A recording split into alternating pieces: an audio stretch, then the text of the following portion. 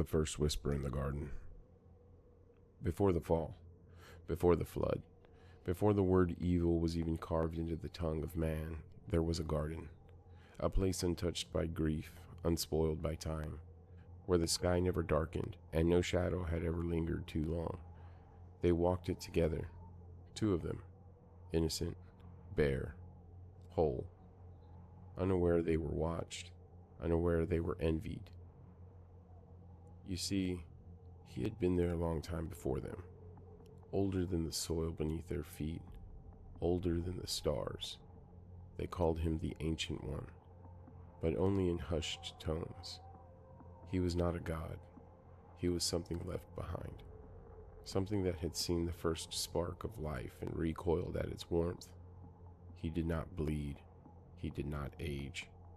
He simply was, a hunger wrapped in patience, and oh, how he loathed them. Not because they had power, not because they were beloved, but because they had something he had been denied: choice. He was born with knowledge, born of fire and command. They were born of clay but given freedom. A cruel joke, he thought. So he whispered, not with lips. He had long since lost those, but through the air, through the leaves, through the space between heartbeats. He found her first, alone, bathed in sunlight, skin untouched by pain, and he slipped beneath her thoughts like a vine through soil, not a voice, a suggestion. Do you know why the tree is forbidden? Do you know what they fear you might become?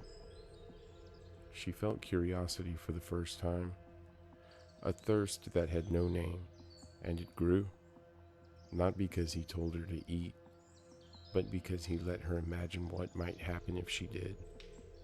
That was his gift, not lies, but temptation, polished and served like fruit warmed in the sun, and when she tasted it, when her teeth broke the skin and the juice ran down her chin, he didn't cheer.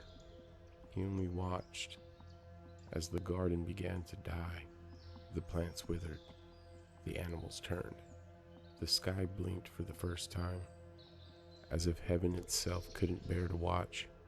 She gave the fruit to him, the second one, and together they saw too much. Not knowledge, not power, but truth. And the Ancient One smiled, not because he had won, but because now he wasn't alone in the dark anymore.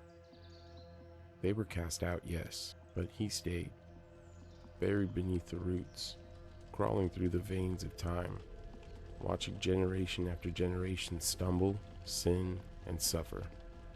You see, the Ancient One had no interest in death, not in the way mortals do. He studied fear like an artist studies color. He planted whispers in the minds of kings. He stirred rage in the hearts of brothers.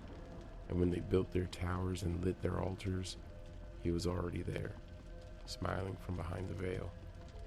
He hated them, not for what they were, but for what they could become. And he still does, because he was forged in certainty, but they were born into mystery. And in mystery, there's hope, and in hope, he finds his deepest rage. They say he still walks the world, not in form, but in thought, in every jealous eye, in every burning desire, in every what if that slips between the cracks of the human mind. He doesn't need to force you. He only waits for you to want more. That's how he wins.